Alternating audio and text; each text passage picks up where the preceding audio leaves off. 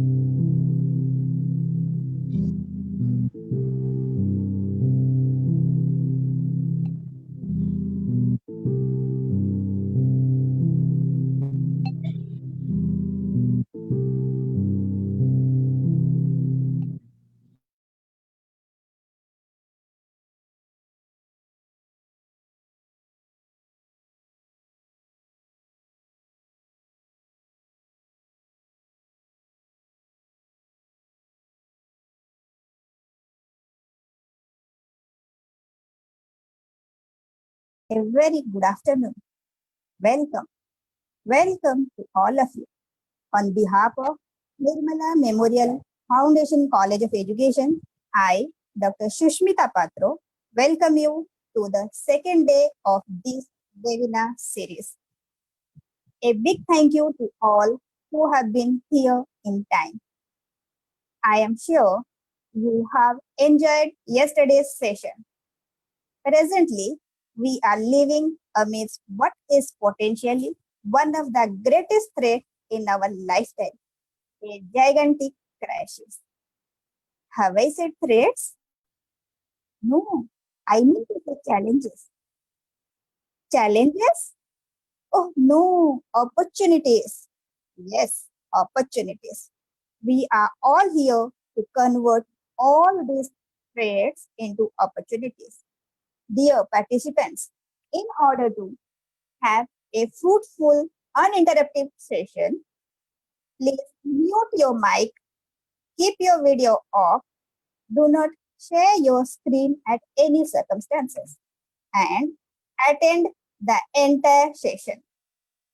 Before going to explore those opportunities, let me request our beloved, honorable, and respected Principal Dr. Tandra Bandopadhyay ma'am to address you all.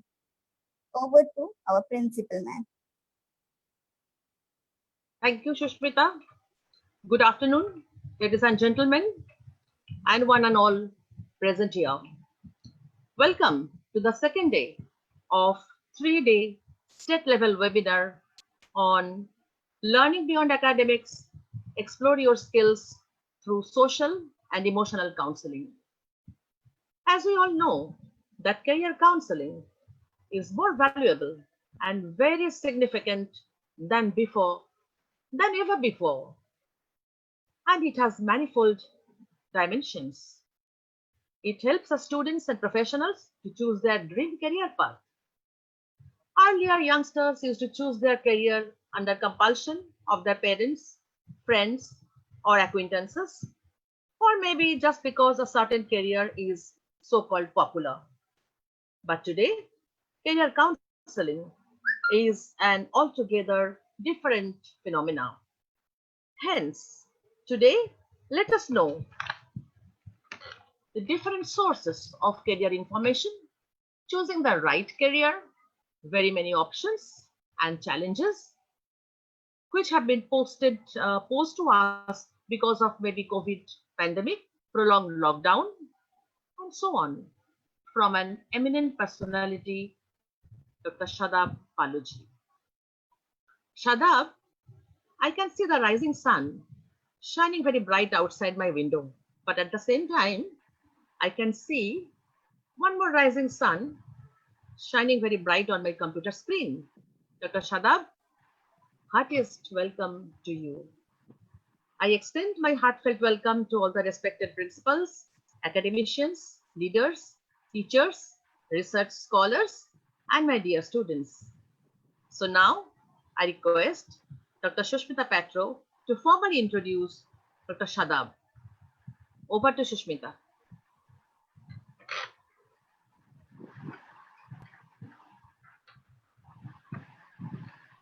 Thank you, Principal Ma'am. Indeed, I am happy to introduce the resource person of today's session.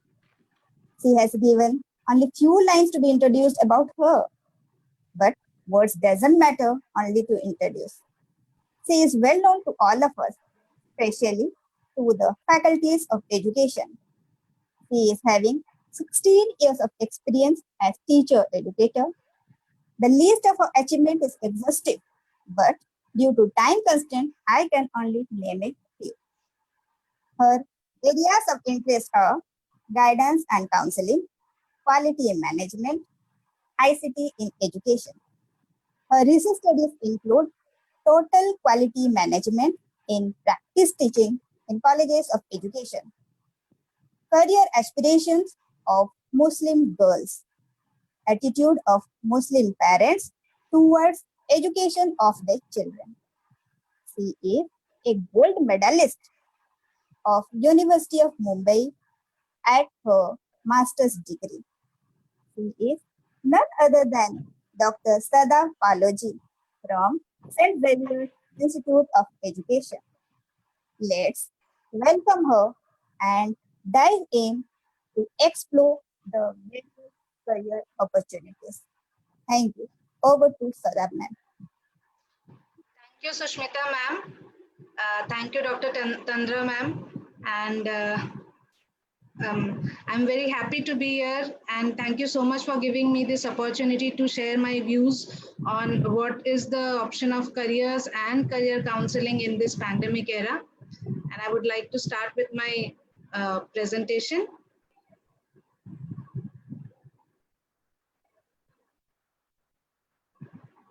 So this is what we are looking at, career exploration in the pandemic era and beyond.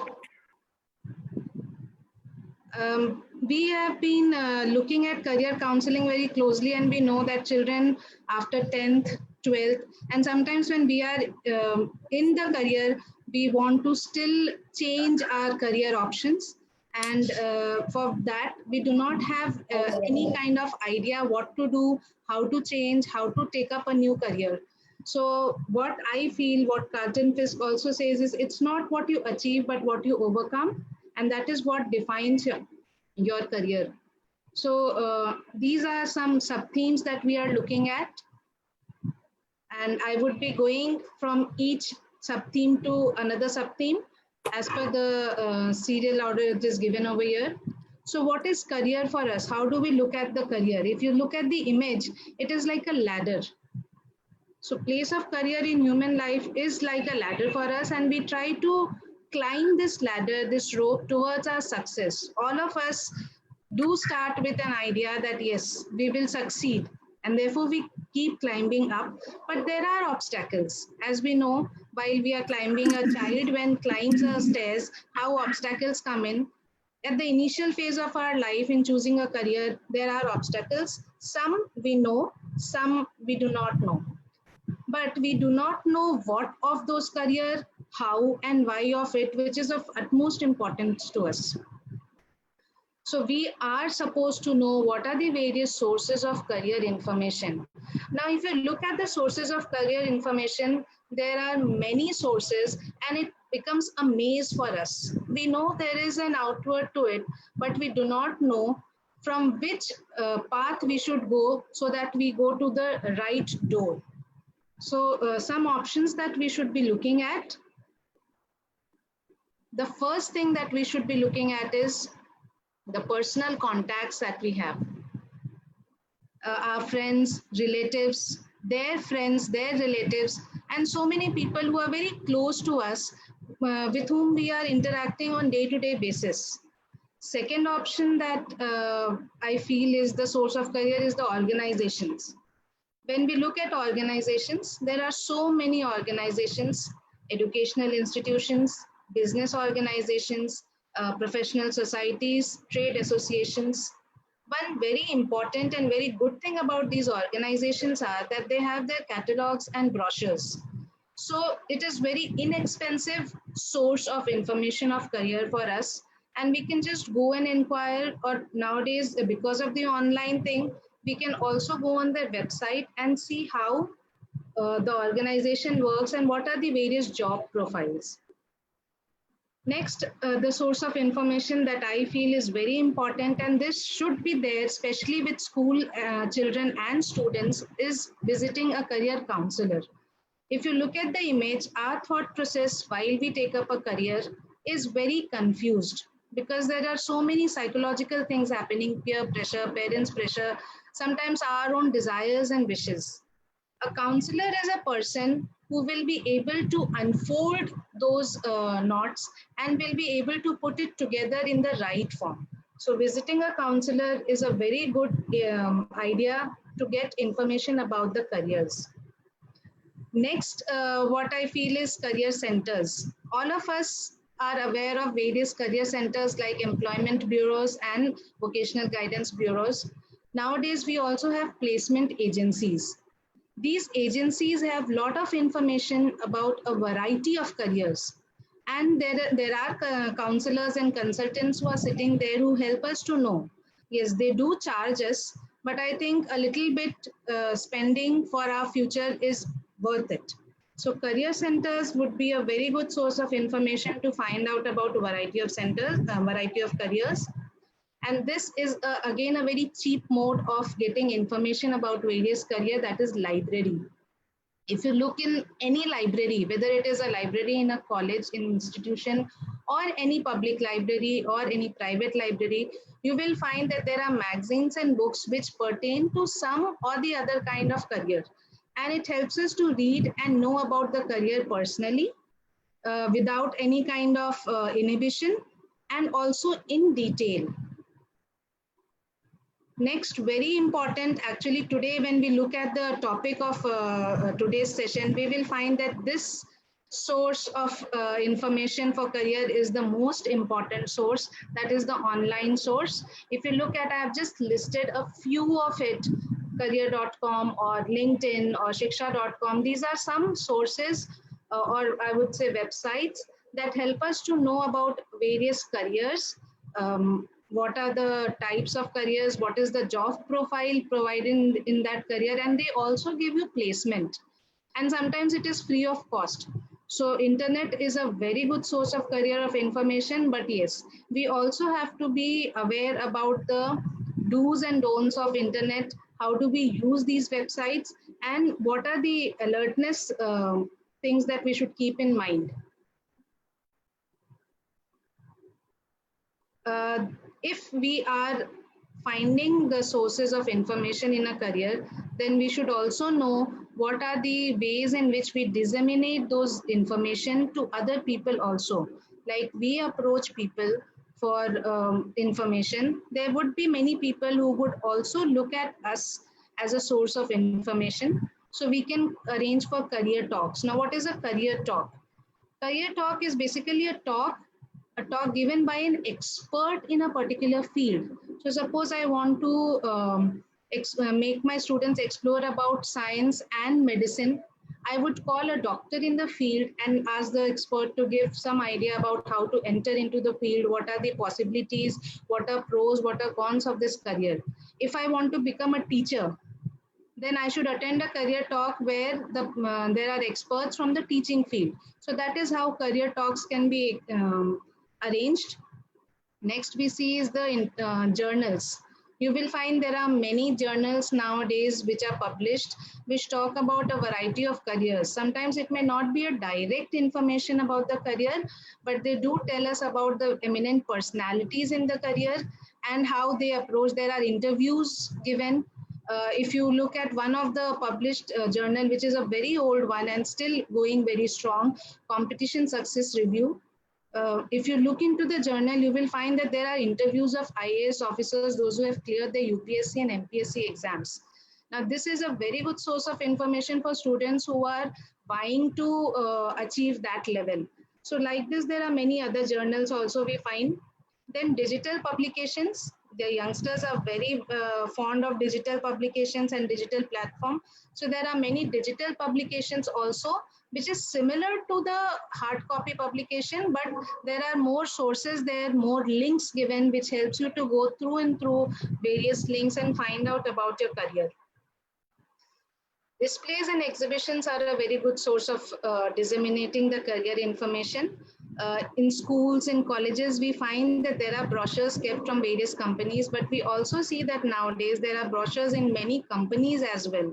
And then hoardings and boards outside on road, on the sidewalks, on in many places we will find these displays are there, which help us to also know about variety of careers or any kind of information that is being provided in a career talk, and we can attend. It's a very, very, very good source of information and very cheap also.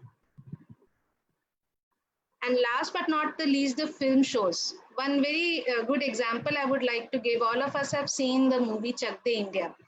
If you see after that, so many girls enrolled in for the hockey sports. So there are so many film shows and there are many documentaries also which are made pertaining to the career.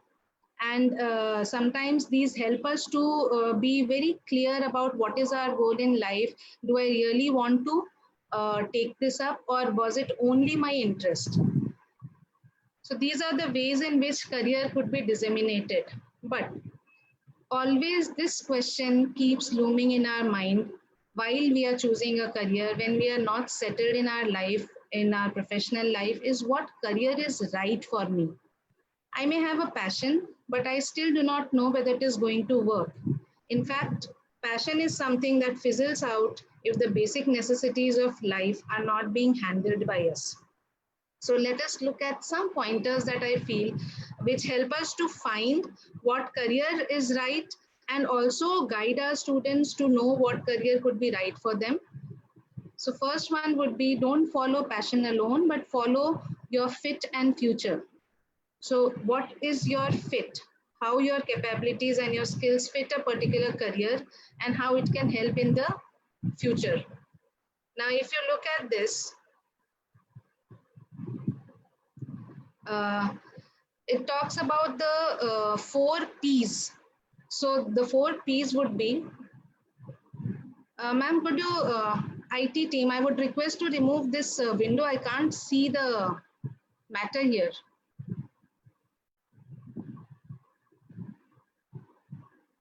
Okay, so these 4 P's are passion, personality, preferences, and principles. Passion, we all know, the passion that we have, the desires that we have right from our childhood. I want to become this, I want to become that. So something that we are very fond of, we are interested in. What is our personality?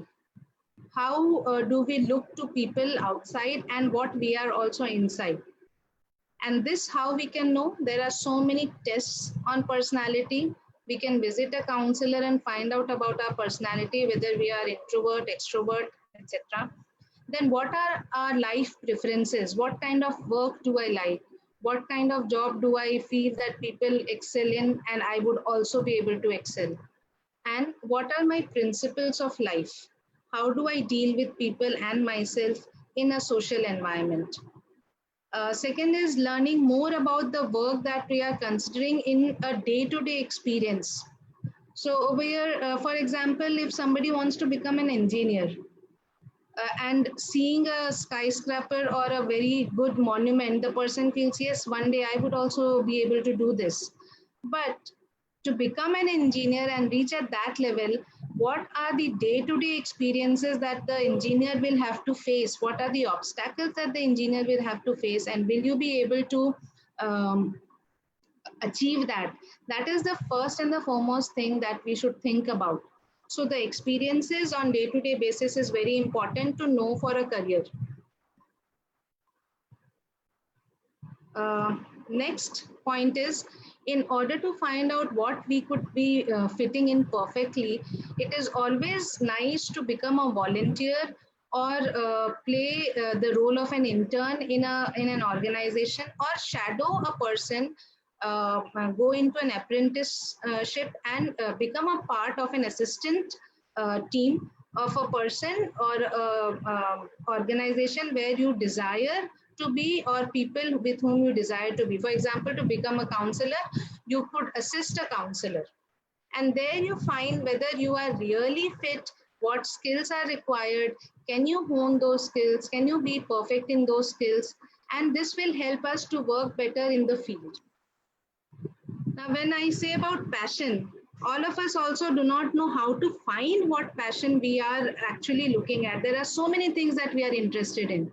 Some clues that you can check on is what is the flip side of your weakness. For example, if somebody's weakness is that you cannot become very organized, so the flip side could be possibly that you cannot work in a very structured way, in a rigid way, but you are unstructured and therefore you are more towards divergent thinking, more towards creativity. So the creative side may be more enhanced for you. How do you spend your leisure time? Do you read? Do you participate in sports? Do you wish to cook when you are in your leisure time? So, what are the activities that you really enjoy while you are spending your time alone or while you are having leisure time? Then, what subjects do you like to read about? For example, being an academician, I still like to read about adventure stories or something which is thrilling. So there is some point of time where you will be reading something. You should be sure of what you are actually trying to read, and is there anything that you can do in that area? And what kind of work would you do for free? This is very important.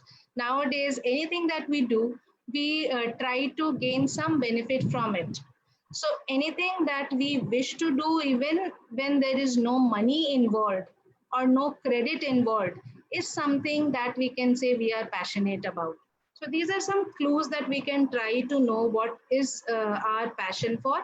And then if we want to make that passion our career, then we need to confirm that passion with research. Research on that career and the passion that you have. Research how many people have been into it. Research and find out what is the career possibilities in that particular field. Volunteer in that field or do some part-time work to find whether this passion is really what you are passionate only, or are you able to also earn money from it. And then do some career assessment. Again, the career counselor comes into picture. You need to visit a career counselor to assess your career aspirations, to know what is the career that you have an attitude and aptitude for. Moving on to the next point, looking for the overlap of three things to find your career. What are these three things? If you look at this diagram, first one is what you are good at. What is the skill that you are good at? What are your strengths? What others tell that, okay, we feel that you have done this job very nicely. So you are good at that, which comes naturally to you.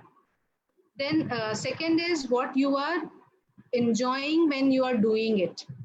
What is the work that you do not feel bored of? You do not require any space or time to really do it. You just want to do it.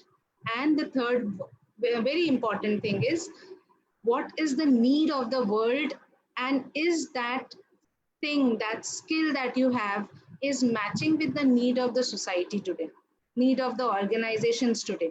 So if you are able to find the spot, the mid spot of these three, this is what I'm talking of, the sweet spot, that could become the career for you.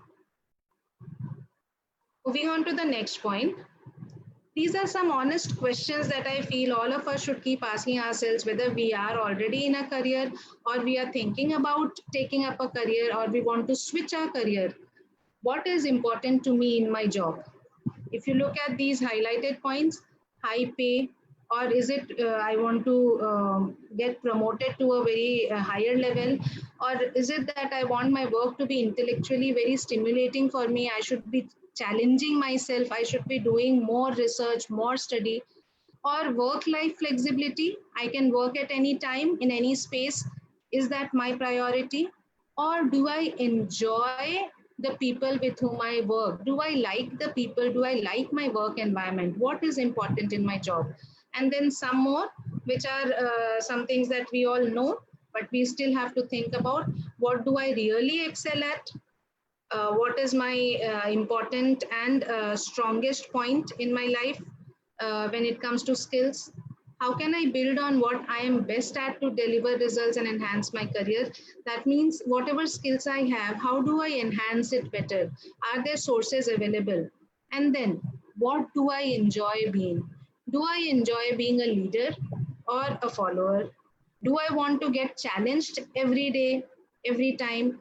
Or do I want to be in a familiar environment, not moving out of the box, not coming out of the comfort zone? Do I want to work alone or do I want to work with a team? So am I a team player or I am a sole worker?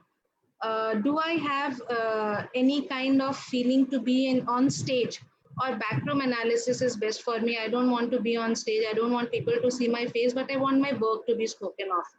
Do I want to be in accounts or sales? So n number of things that you will find you can enjoy and you want to enjoy, and that would be what would help you to find out some things about yourself and your skills, and then compare. There could be more than one thing. It cannot be just one pointer that you can look at. Compare which is getting more points, like a rating scale. Compare the various job opportunities in these areas, and then accordingly look for the career possibilities.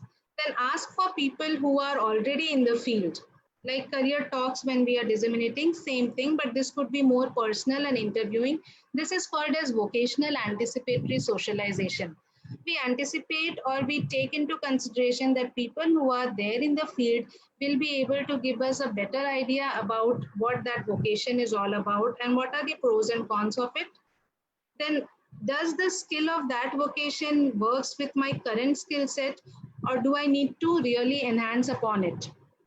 Then listen to the right people who are the career stakeholders in that field. So they could be your potential clients or managers, mentors, colleagues, friends, and whoever who are related with the career also. Then you need to reflect and see. We used to say 5 years. Now with this pandemic era and the things, how the life has changed, we can say every 3 years, what is the skill set that we need? Like right now, we all need the skill set of being techno savvy. So these things we will have to keep in mind. And then very important is find your brand. When you talk to people, you will come to know what they are thinking is good in you. So you will know about your brand, whether you are good in technology, whether you're good in research, whether you're good with organization. Consider the gaps that are there in those things. You are good at it, but there are some things that you can still build upon, and then craft a plan how to take up from there, how to move on from there. Then moving on to the next point, turn your hobby into the career. This is very important. We have been learning in our guidance and counseling books, but how do we do it? So self-reflection, keep a diary, keep writing every day how you feel about a particular hobby that you have taken up and what is your end result of it. Also think critically about your liking. Be critical. Don't only think this is good, this is good. What are the cons of it? What are the problems that are also you're facing about it? Very important.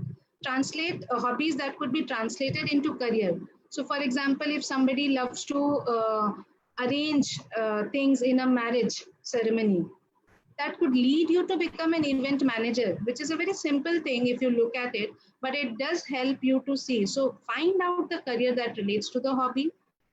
Find people with careers that you feel you are interested to meet and reach out to, and start networking. Networking is the word today. If you are networking with people, if you are there on not only social platform but even having personal networking, it helps you to explore various possibilities in a career. Then give yourself some self-awareness and assessment. And how do you do it? So you try to find out what type of job is that fits you best. We start with the lower part of this step, and we see that assessment could be done to find thinking styles, occupational interests, and core behavioral traits. These are psychological tests. So you need to visit a counselor again to assess yourself on your skills and your style of thinking, etc.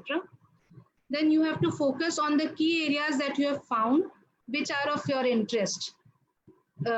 After the assessment is done, rewrite the resume for yourself. Rewrite the CV that you have made already for yourself and add these qualities, and network. Try to make it available to many people across your known and sometimes even on the social platform. Become a stellar employee, that is on ad hoc purpose, temporary, volunteering, but try to work in that particular field and learn the basic skills required. If you have the skills, then how do you build on those skills? If your communication skills is good, how can you make it the best one? That is what will help you to find what job can fit for you the best. Next is the seventh point is ask the people who know you well. Sometimes we are so immune to our own self that we are not able to understand that what would be, how are we moving on in our career. But if you ask the people who have been knowing you right from the start of your career, they will be able to make a pattern for you. And it will also give you an outside perspective. I have put one very simple example over here. If you see, somebody is very much interested in getting the haircuts done for people and the styling of the hair, and then also moves on to taking care of skin, face and body. Again, the next, this is a pattern you can see, buying very good and fashionable clothes, then grooming oneself and taking care of personal appearance, and slowly the person also starts interacting with others and telling them about what will look good on you. It could lead you to become a fashion instructor, stylist, or yourself a model, and the list is endless. There are so many career possibilities. And where did it start from? It started from just taking care of your personal hair or skin or face or body. Next point that what I want to focus on is the non-box approach. Non-box approach is an approach that we would normally not want to do, but I think this is very important for us to look at. If we start from here, you should first list what you like doing personally or professionally. So personally, I like to write. Professionally, I like to speak to people. I like to do presentations. Find out what is the theme hidden, what is the topic that you are looking at, or how do you do that work. And then the non-box research will start, where you are trying to meet people to look their different perspectives. Sometimes we may not want to meet such kind of people or talk to such people, but still, to be on more critical side and more stronger in your career approach, it's better to take views of different people. After you get the views, it will help you to start thinking in a more divergent way or creative way, more critical way, and you reach to a moment which we can say as aha moment, where you feel that yes, these are the 2-3 careers that I feel I could fit into. Then test the career possibilities for yourself, whether you really have the aptitude and attitude for them. So you are now converging down to some or few careers. Then give yourself time to grasp those. Think, step back and be resilient. Think clearly, creatively, and maintain that persistence. Pursue what you are doing. Do not leave it in between. These all steps will definitely lead you to understand what is the right career that is fit for you and that is also liked by you. Then some things that we should consider right from our childhood, some factors. One is we should know that as kids, we have always had a career which was very clear cut. I want to become a doctor. I want to become an engineer. I want to become a pilot. As we grow up, we find that some are able to do it and we can say that, okay, this was the calling of that person. But majority of us take up the career quite accidentally. It just came into our way. We did not know what to do and we took it up. This is something that may lead us to have less job satisfaction later in our life. So what do we do when we encounter this step?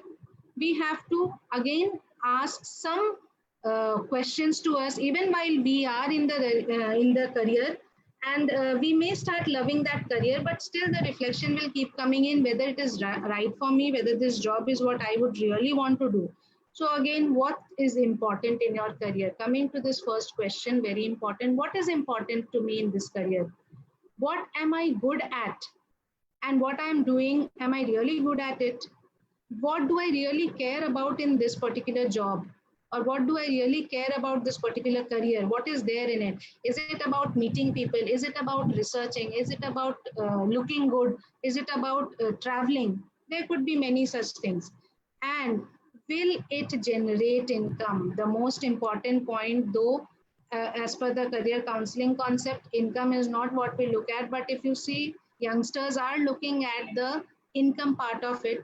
So the most important point is that yes, whether it is going to generate income for you. Then moving on to the next point.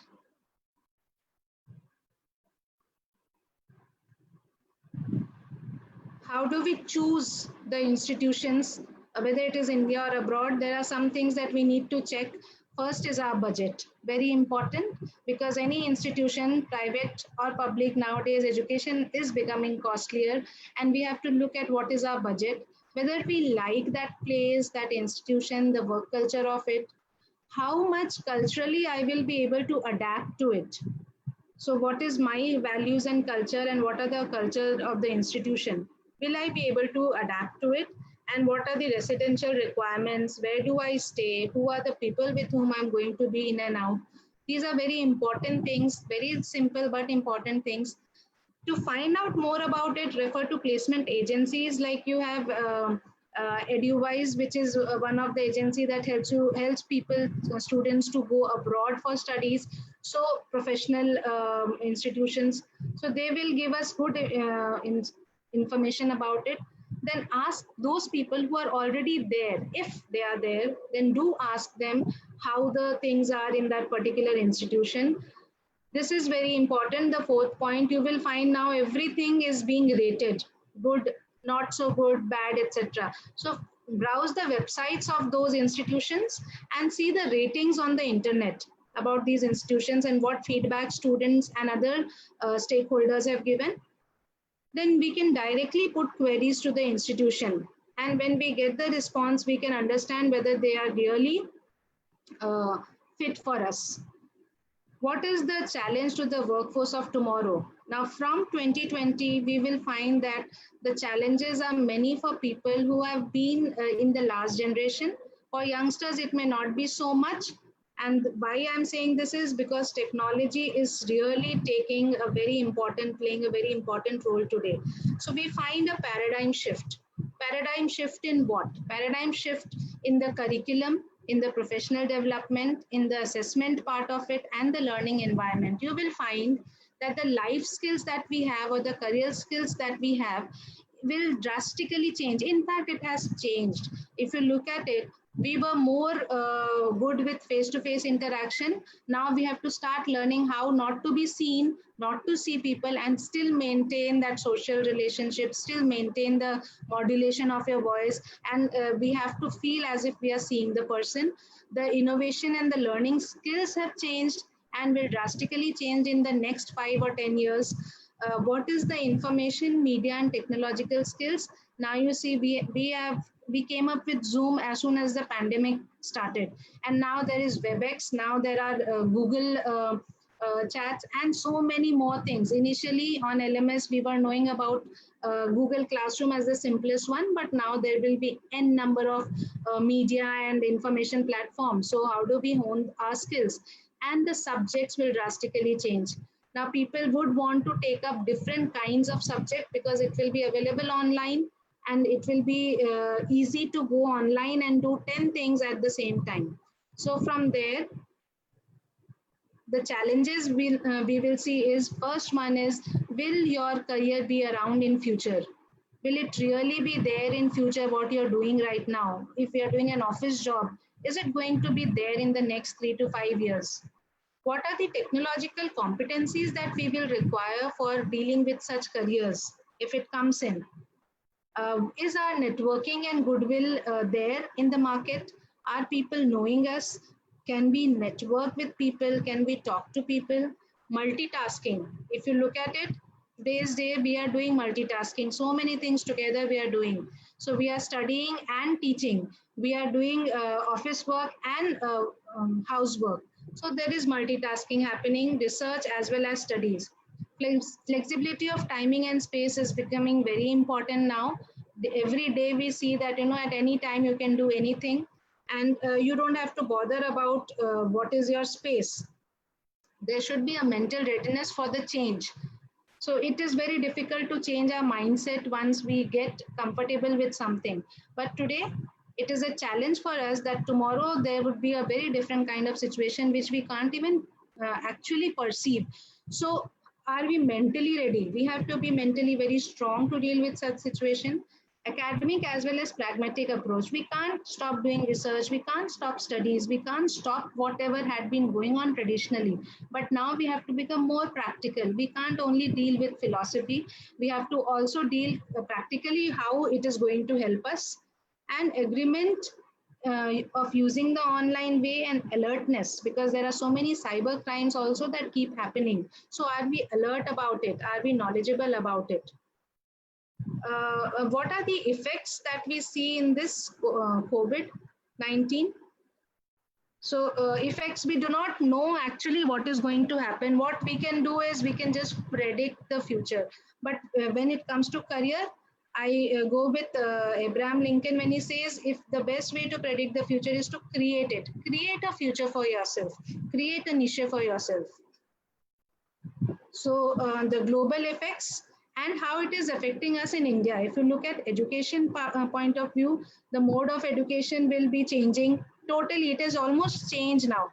So there will be alternate education, distance education, correspondence learning, online learning. MOOC is something that we all are every day dealing with now. Then there would be new variety of professional subjects, which will include technology to the core.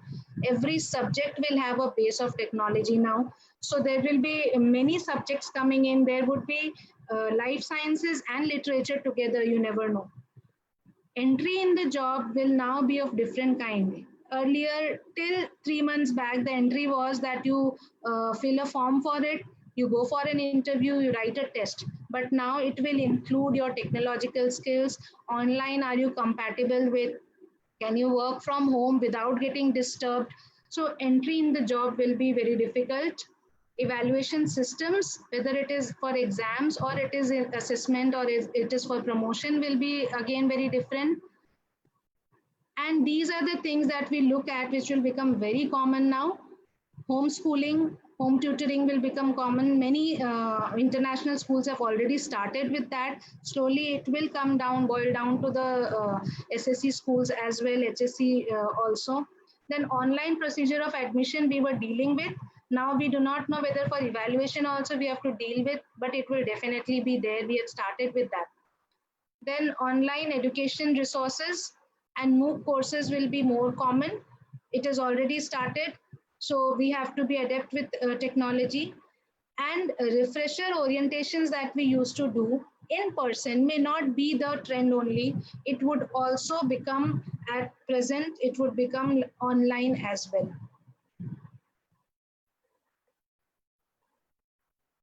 In different sectors other than education, what we look at is one, that many people may not return to office at all because of the fear of becoming contaminated. Till the vaccine comes in, at least people will be very fearful of if they are infected with this virus. So many may not go back to offices.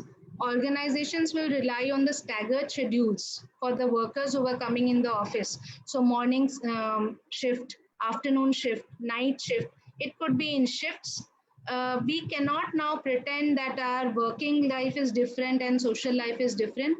It is all in the same sphere, on the same plane, and we have to manage with both. Open floor plans will be over in a few years probably, because you cannot make 4 people, 5 people, 6 people sit in a small area. You will have to have a bigger infrastructure, which is not possible at present. It is not possible for all the offices. Business travel will become less, so travel job would also decrease. Online marketing will be in boom, so more of business rather than job or service. And going from this, if we saw the speech given by our prime minister, he was talking about the local branding. Therefore we have to start looking at the local facilities that are available, the local brands that are available, and enhance. Yes, therefore we have to be vocal for local. That I totally agree with. Then opportunity should be used at the right time by Indian government, and they should accept the multinationals also. This will create employment for our youth. because now many multinationals are approaching India. We will find that the labor cost will be more. So Swayam Seva is very important. We have to start thinking about working for our own self, whether it is cleaning of house or whether doing an office job. Most of it we would be doing on our own. Many new avenues will open and traditional may close down. Work infrastructure will be very flexible, and therefore work from home would be more prospective in a career. What are the factors that will affect job satisfaction in the pandemic era and beyond? One is, if we look at it, people will not be looking at job satisfaction much in the coming 1 or 2 years at least, or 3 years probably, and it will lessen down. What we will look at it is the survival. Whatever job I'm doing, am I going to get the paycheck? Will I get my salary? So survival would be the first aim of any individual who is taking up a career or who is already in a career. And therefore the job satisfaction area is not so much for a few years that we are looking at, but definitely it's a human feeling, and it will come up as soon as we find that the this pandemic gets over and we are back to some bit of normalcy. Then we will look at the work conditions. Wherever, if I'm going in an office, am I safe? Am I not,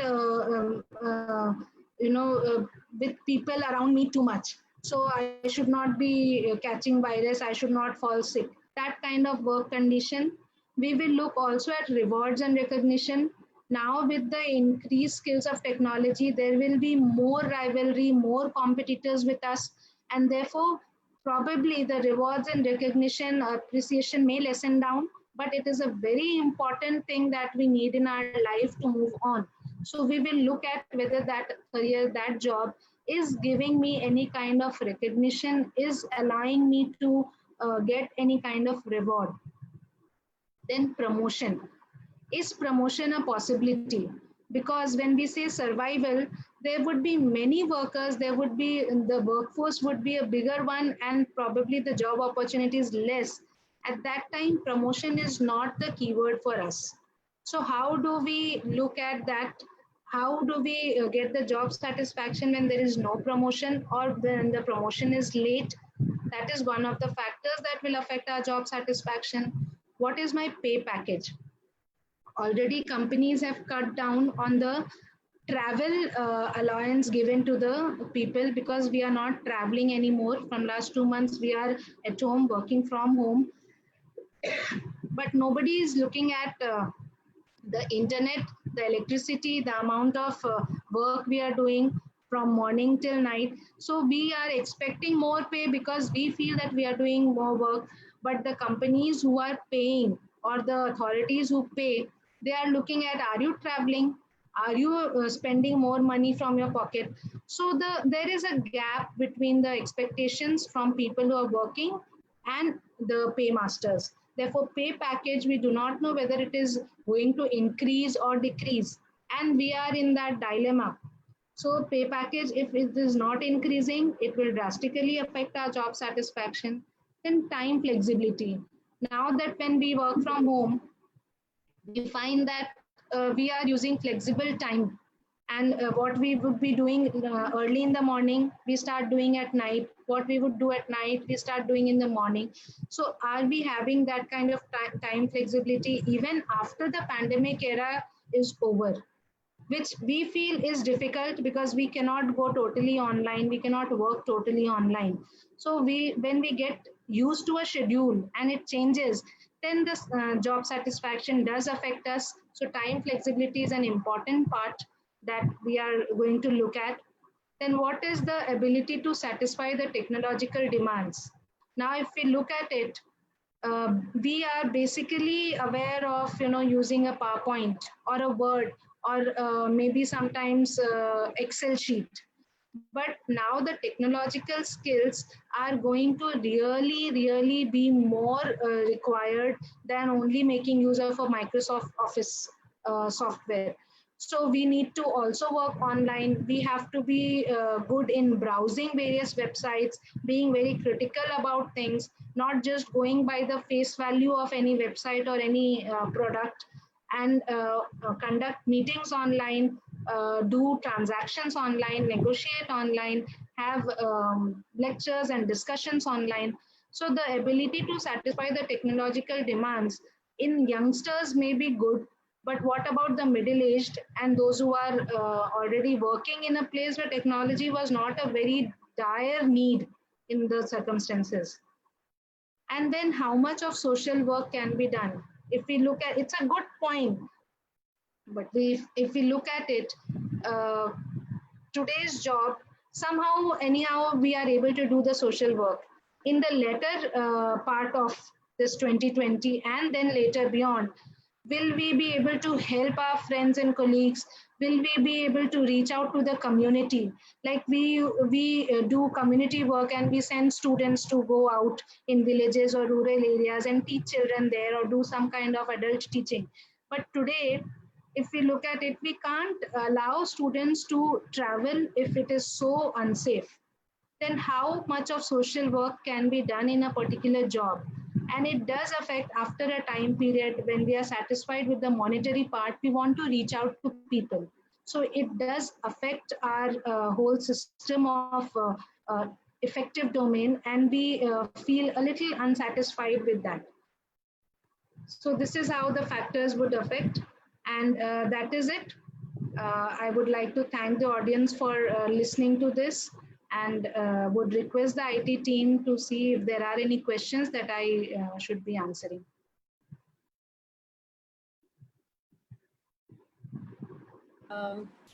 Yes, Shadab ma'am. Yes. Yeah, thank you so much, ma'am. It was really a very nice, very informative session.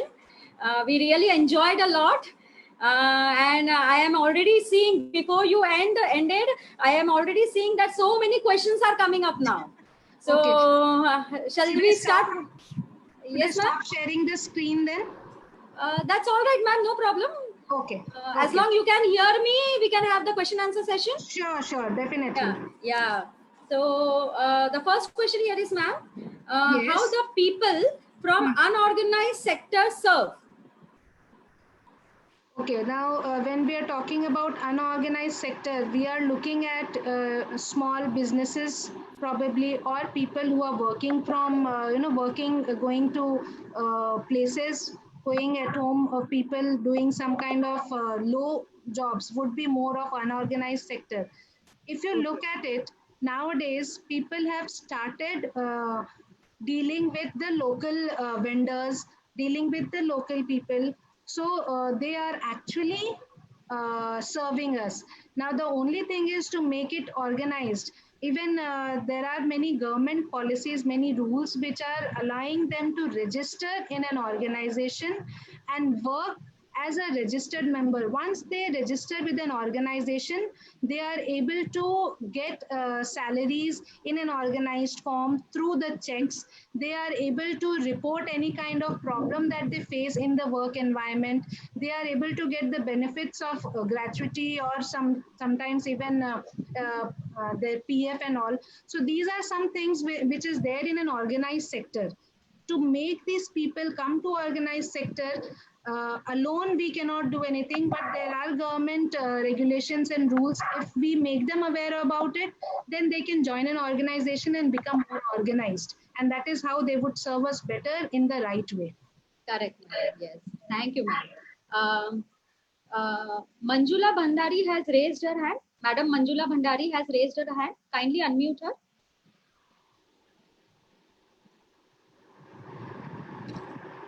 Hello. Hello. Yes. Yeah, ma'am. I just wanted to know what will be the future of this print media. Print media, these newspapers are not printing at all, and editors and all, they are getting 40% cut out, and nobody knows what is the future. They are simply not printing it. Yes. See, if print media, as option for it, so it will hamper their motivation level, like whether to go for it, because in future is very gloomy picture it is presenting. Right, true.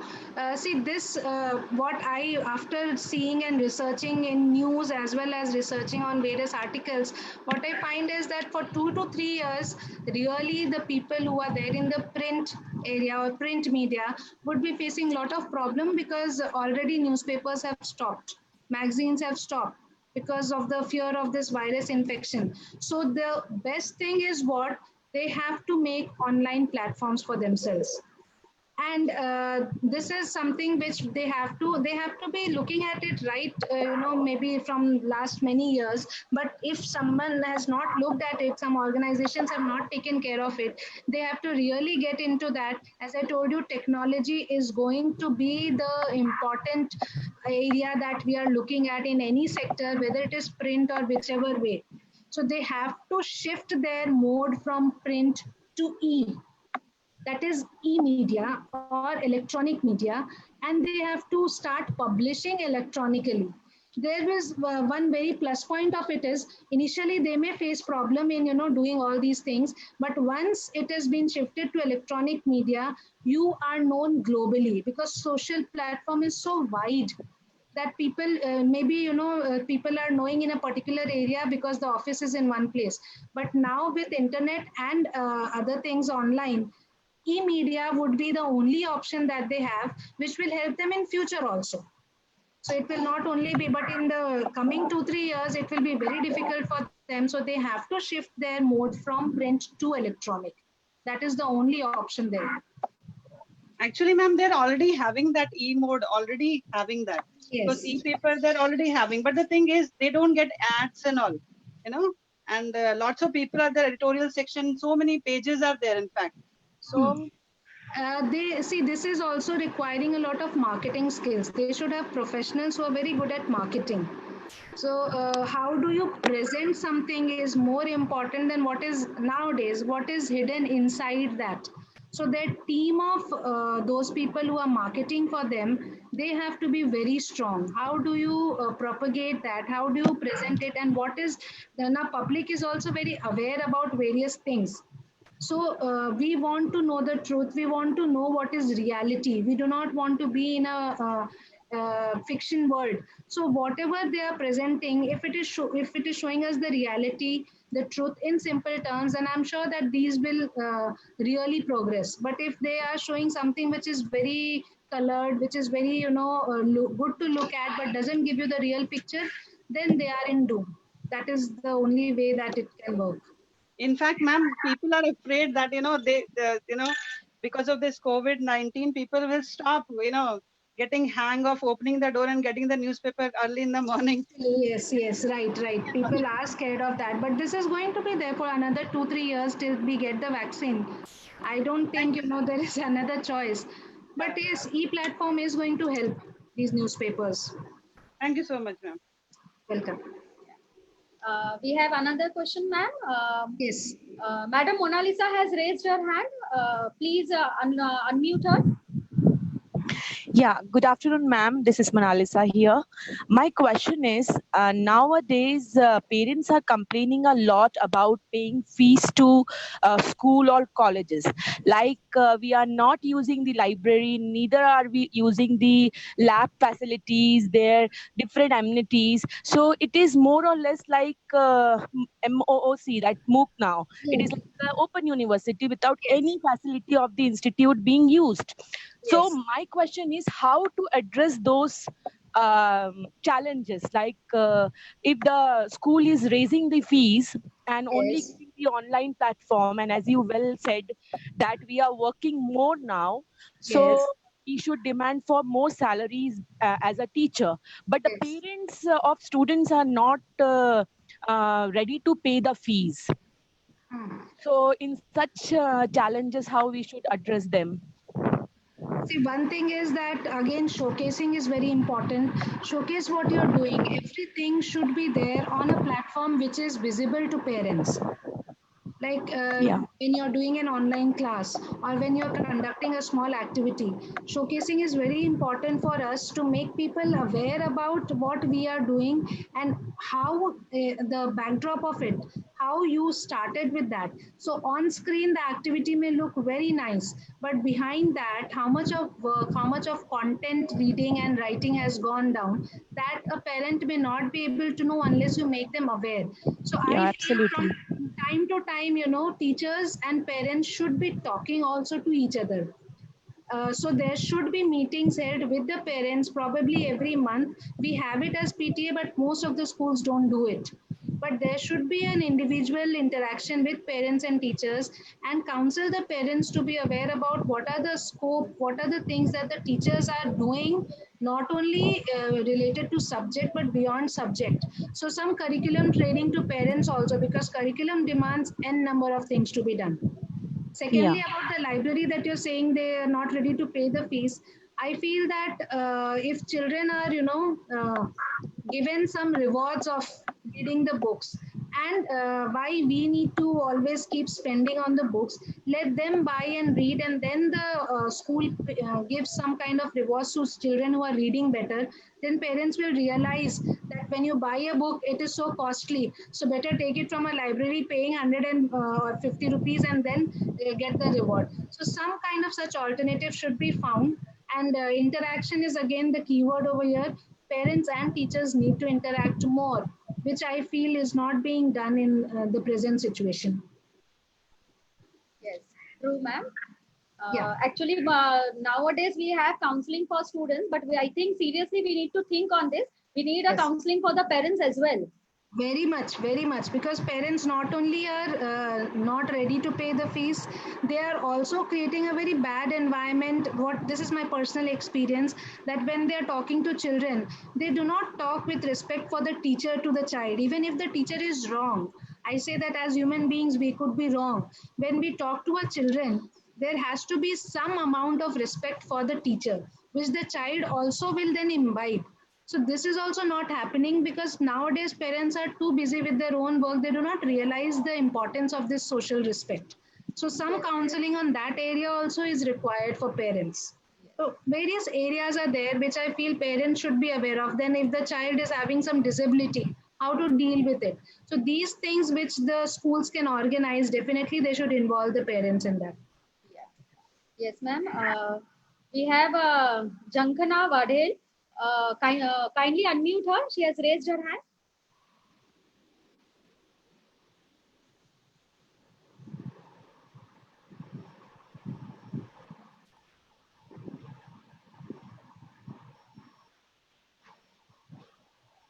We have Jankana Vadel. She has raised her hand. Kindly unmute her.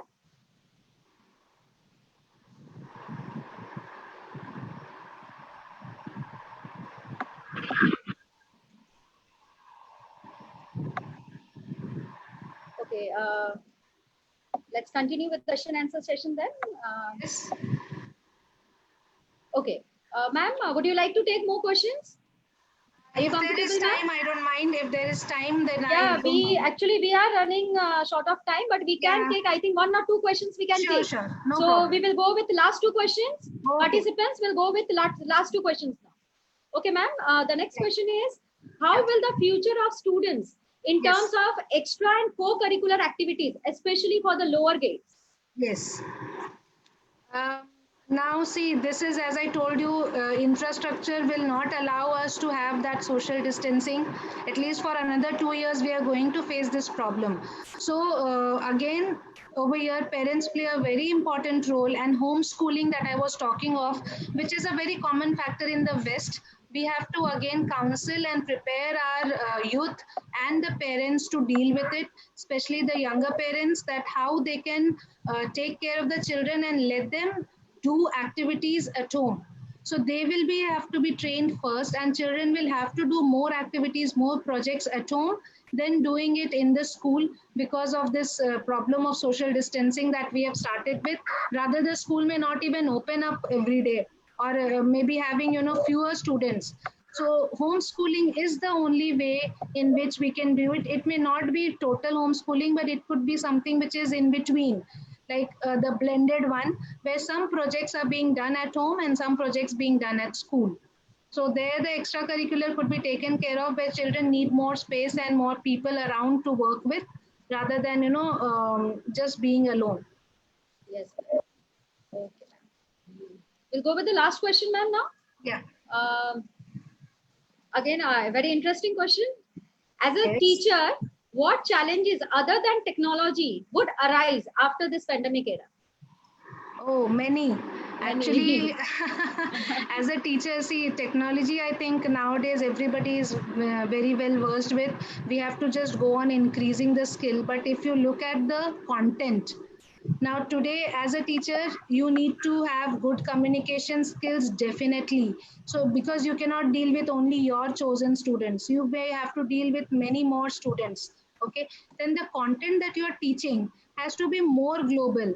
The applications that we are going to use has to be more As the name suggests, in English only, subject. Sorry, hello, yeah, can you hear me? Yes, ma'am. We can hear you. So anything that we are doing, any subject that we are teaching, it has to become more functional now. Suppose if I am teaching English, I am basically an English teacher, and if I am teaching English, I used to teach students to write an essay on paper. But now I will have to also learn how to make them write essay online. What are the pros and cons of it, and how they are able to deal with it. My topics would change. I would be giving simpler topics, but now because media will be taking over, we have to be also aware of what kind of topics we are giving. We will have to develop the critical thinking of our students. So first, the critical thinking of our own self has to increase. So these are some challenges I feel that the teachers have, which is not going to be dealt only with the subject knowledge that we have. We have to read a little more and now get into the research pattern of it, and start finding what people are talking about it, and also be more flexible and open to it. Yes, ma'am. Agree. Okay, that was the last question. Okay. I know I'm very, very sorry, all the participants. I know many of your questions aren't answered, and we do have time constraint, and there are so many questions coming up. But we can definitely, you can write your queries to Dr. Shadab madam on her personal email ID. Her email ID I'll share with you all. You can definitely ask all your questions to madam personally. Once again, sorry. Madam, I think we are done with our today's session. Yeah, we are done with our today's session. So let me take this opportunity to propose a vote of thanks. It was indeed a very enriching and a very informative session. And I, Sweetie Singh, on behalf of Nirmala Memorial Foundation College of Education, extend my heartfelt thanks to Madam Shadab for her very interesting and thought-provoking address. Madam, it was a very informative session. Since you are from an English background, I would like to say something, ma'am. There is a saying, the purpose of education is to replace an empty mind with an open mind. If that is true, then madam, you have succeeded in filling plenty of blank spaces by churning our minds with your knowledge and expertise to explore and choose the best career in this pandemic era and beyond. Thank you so much. Yeah. Thank you, Once Sweetie. again, Once again, madam, thank you so much for giving your precious time. It was a very, very wonderful time we had together. And I'm sure all our participants are also benefited. So many questions you have answered, and there are many questions which are not answered. Definitely, they will be sharing your questions on your email ID, madam. So a big thank you to all the participants also present here. Before we sign off for the day, I would like to remind all the participants that tomorrow we are meeting again, same place. Tomorrow we have amongst us is Dr. Arundhati Chavan. She is from SNTT University, ex-director from SNTT University, Mumbai. And Madam Arundhati Chavan is going to speak to us about teacher as a counselor for promoting mental health and student. Like today, tomorrow also, I can assure you, we are going to have a wonderful session tomorrow also. Zoom link will be sent to you all 30 minutes prior to the session. See you all tomorrow. Sign off for the day. Thank you so much.